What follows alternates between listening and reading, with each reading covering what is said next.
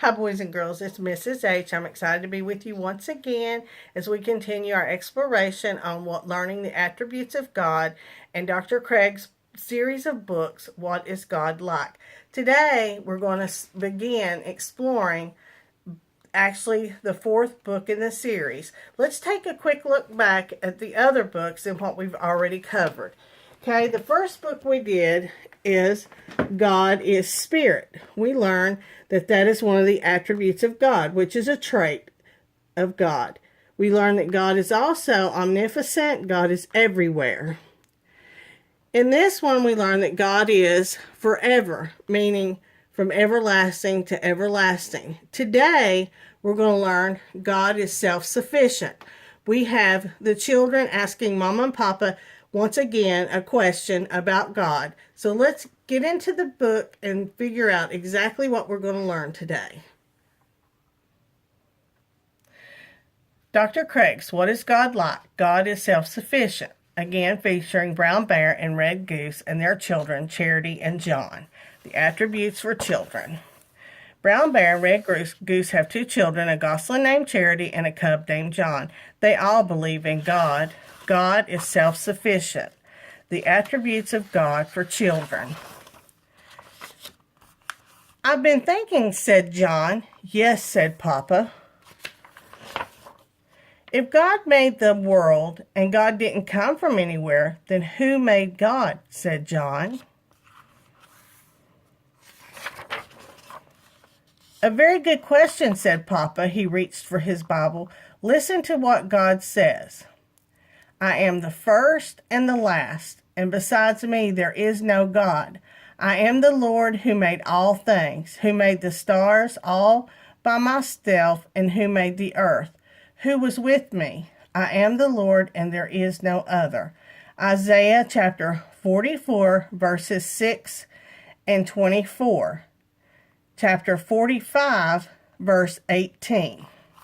We'll explore those verses in the Bible and read exactly what it says.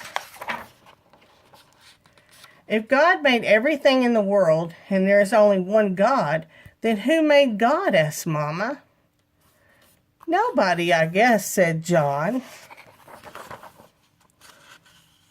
That's right, said Papa. Besides God, everything was made by someone or something, but God was never made. He just is. But why is God there if no one ever made him? Charity thought out loud. Because it's impossible for God not to be there, just as it is impossible for 2 plus 2 not to be 4, said Papa. Think of it this way, said Mama. Everything else depends on God, but God doesn't depend on anything. Only God is self-sufficient. What does that mean? Said Charity. It means God does not need anything else, said Mama.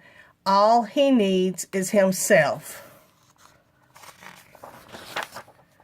The whole world depends on God, moment by moment. If there were no God, the world would just disappear, Papa explained. But if there were no world, God would still be the same. That's because only God is self-sufficient. So whom should we depend on in life? Asked Mama. God or other things? God, Charity and John shouted together. That's right, said Papa. We should depend on the one who depends on no one.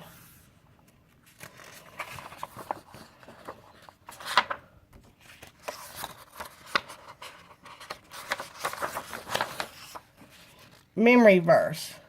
I am the Lord who made all things. Isaiah chapter 44, verse 24.